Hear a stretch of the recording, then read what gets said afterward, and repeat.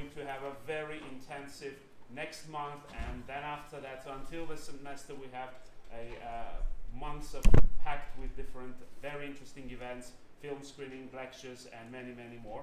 So please follow us and get the information about our events.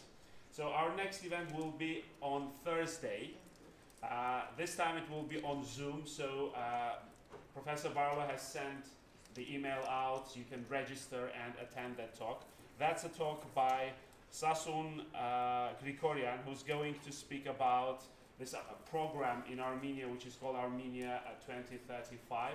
And it's going to be more about the contemporary state of the Republic of Armenia, and I'm sure many of you are very much interested in what is happening there and where the country is heading for. So it's going to be a very interesting talk. That will be on Thursday on Zoom, so you can all attend that from the comfort of your homes. Our today's lecture is the second in the series. Our professor of visiting professor, Kazan visiting professor this semester is Dr. Aleksanyan, and she's going to give her second lecture today. And this lecture is co-sponsored by the Armenian Relief Organization and the Fresno chapter, the Fresno Mild chapter. And today we have the vice president of the chapter who's going to say a couple of words about their activities and what they're doing. So let's welcome Mary Ekmalyan to say a couple of words.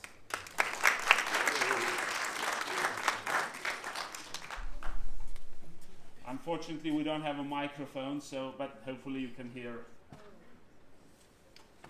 Okay, most of you know ARS is Armenian Relief Society. We're a humanitarian organization.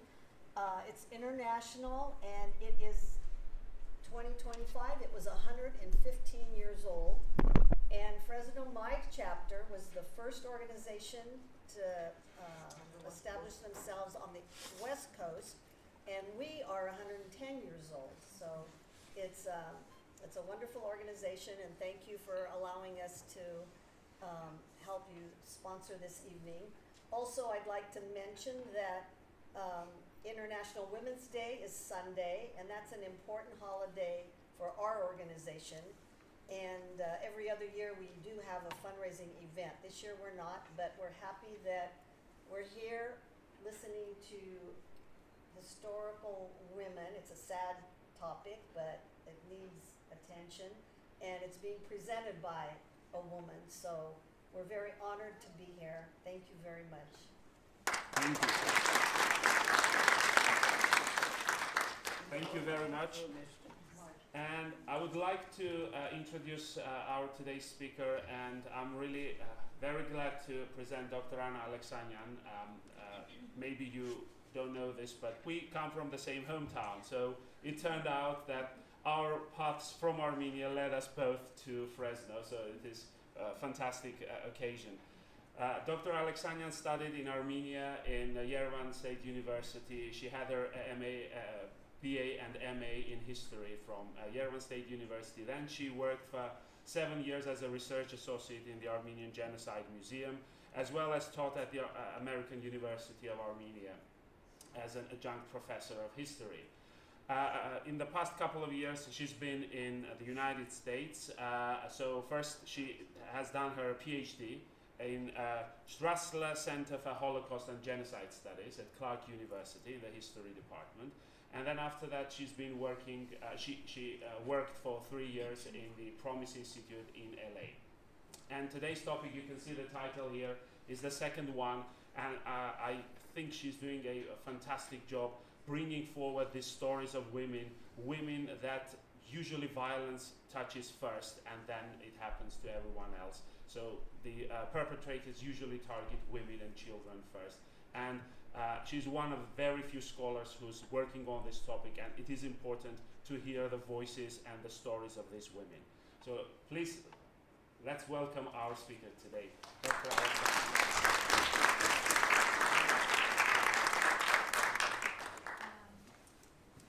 Good evening, everyone. I have a very low voice. I have to apologize for that, and but I will try my best. So first, I want to thank the Fresno State University, the Armenian Studies Program, Dr. Barlow, Dermagerdichyan,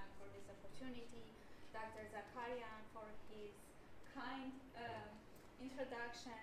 And also, I want to start thanking home, because, you know, it is an honor for me that home is actually sponsoring my lecture. Why? Because home was there to support Armenian women and children during the genocide, those who escaped, and after the genocide, actually I would say after the war, after 1918, when many Armenian orphans and women needed shelter, needed food, needed dressing, and they were there to send money and to help these women to survive. So I'm very honored that they are part of this lecture. So as Dr. Zakarian mentioned, my first lecture was about Armenian women experiences in one specific region, which was Trabzon, and the city of Trabzon, not the vilayet of Trabzon, the province of Trabzon, but the city of Trabzon. And if you remember, many Armenian women who were who believed that they are safe not being deported, but stayed in a city, became actually victims of sexual slavery and constant rape, because they were kept in the particular places like the Red Crescent Hospital and Red Cross Hospital and some of the schools, and they were constantly raped by the Turkish soldiers and the authorities in the city. And they came to the court in 1919 and in details talk about what they went through during these hard times. But the rest of Armenian women had completely different experience, those who were deported. And but last time I didn't have a map, so today I came with a map, and this is a very good map. I took it from League of Nations archives, and it shows the Caucasian front, it shows the entire Russian Armenia, Ottoman Armenia, Western Armenia, Eastern Armenia, and also the place, Cilician Armenia, and also the place that Armenians were deported. And basically, this is the place, which became their last destination, and many Armenians who were deported and survived the deportation roads ended up in those places. And this is the map that I usually use. It is from hushamagran.org, a very good resource for those who want to learn about Western Armenian life before the genocide. So it is a very good resource, and it provides also maps. So just to to give you an idea what I'm talking about, my research focused on when I wrote about the deportation convoys. I took one province, which was Sivas, and I followed Sivas Armenian women, let's say deportees, from their home till Derzor, Mosul. Some of them ended up in Raqqa, Rasulai, and but mostly they were killed in Derzor in 1916 spring and summer. So, and this is the map for you to see the road that they went from Sivas to Derzor. I have another map as well, which is the map of the small map of the Armenian genocide, because you probably saw the larger map of the Armenian genocide with all the places that the killings took place, but this map shows mostly the very last, the second phase of the Armenian genocide. You see these small dots and the big black ones. So the big black ones show us when the mass killings took place. And the small dots, of course, many Armenians died there. There were transit camps for Armenians. From the very beginning, the perpetrators, let's say the instigators of the Armenian genocide, told Armenian deportees that they are going to have some places for rest, right? So, and those places were designed for rest, but many, many Armenians actually died in those places. So today, I'm going to come to this map again and again, but just to keep in mind that many Armenian deportees went the same road again and again, back and forth, because the purpose of perpetrators was not to just kill Armenians, to just, you know, they were hoping that Armenians would be dead by natural causes. And you know, the Turkish president Recep Tayyip Erdogan always repeats this, saying that many Armenians died from natural causes. And you know, it is true, but what kind of conditions was created for these Armenians to die? He's in that part, that how the young Turkish perpetrators designed the entire deportation in order to kill Armenians in their way to these concentration camps. And you will see today how, because Armenians were very good trying to survive, they could reach actually their Zora, Sulain Baka, and then the Talyat Pasha, who was keeping track of the numbers of Armenians who were reaching this, you know, concentration camps. He decided that they have to be rid of these survivors as well, and he made a decision to liquidate all these concentration camps. And you know, it is that part of Armenian genocide history is known as second phase of the Armenian genocide. Okay, so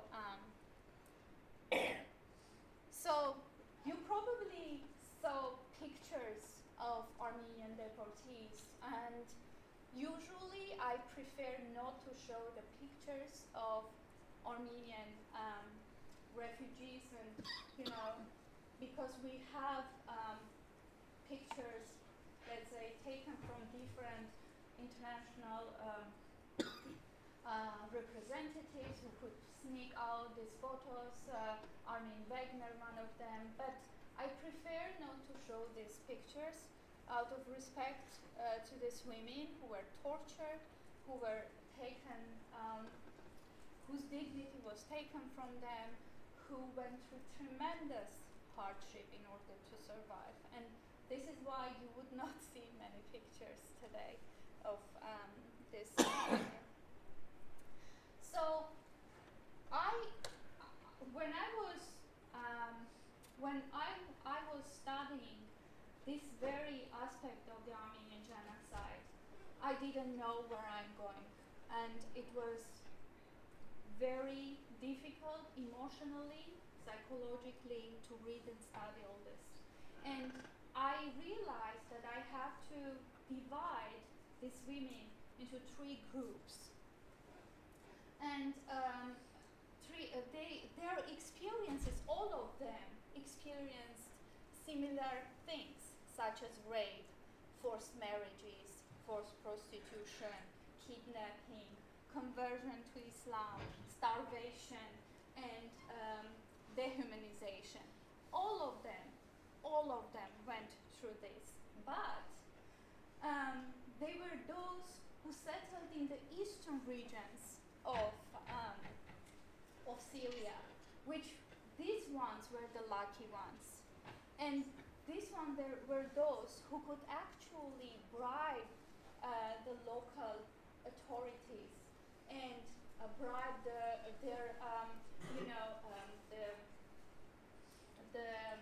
gendarmeries who were actually guarding them in order to go to that direction. And they had some freedom to move from one place to another. They had most of them were coming from the province of Adana, because if we go back, I just want to show you. If you see the province of Adana Armenians were deported late than the rest, and it was close to these places. It was close to Aleppo, Dera, and Mosul. And also Adana Armenians had connections with Aleppo Armenians. So for them, it was easier, and they were wealthy. The deportation road was short. They would bribe the gendarmeries, and when they reached these deserts, they had men with them, right? So most of the women, most of the deportees were, separated from their men, and the men were killed from the very beginning or in their way to these concentration camps. But luckily, of course, Adana Armenian elite was killed, but most of the men were with them.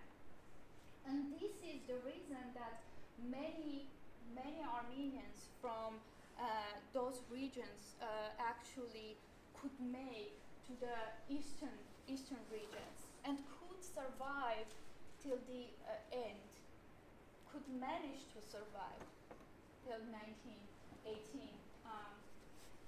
So their experience is everyday challenge to find their food. Of course, they were all of them were forced to convert to Islam. They were also, had an opportunity to work in imalathanes, which were like military factories, where they were working for 18 hours, sometimes 20 hours, but they could manage to get one piece of bread, which was 100 grams of bread, but it was enough for them to survive. This is something that I'm going to speak about in my next lecture. And so these were the lucky ones. Then there were those who could escape during the deportation, in the deportation roads, by bribing, by hiding in the converted Armenian households. And remember, like, some Armenians who converted to Islam in 1890s Hamidian massacres, and they knew that they have to help these deportees. And sometimes we read, oh, these good, Muslim families saved Armenian orphans. If we go deeper, we find out that they were all converted Armenians who were converted to Islam in 1890s, and this is why they were like willing to take and save and Armenian orphans and women. But Turkish authorities knew about it, and they didn't want these women to survive, or these children. So they would go after these women, like hunting these women and taking them either to Muslim villages to become slaves. Most of them became slaves and survived as slaves in Muslim households, or they were deported. And so this is the third group. But today I'm going to concentrate on the other group of women who were sent to the north when they were concentrated into 10 cities and massacred in 1916. So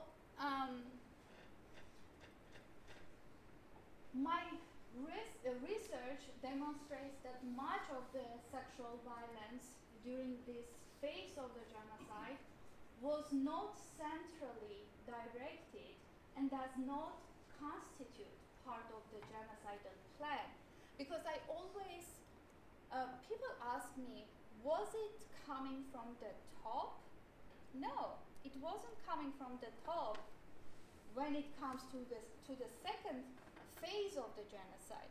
When we speak about the first phase of the genocide, when the deportation law was hanged in the streets and Armenians were forced to be deported, so many CUP young Turkish officials, they actually had a plan to marry a young, beautiful, prominent Armenian women in order to become like legal owners of their property, right? So it was coming from the top.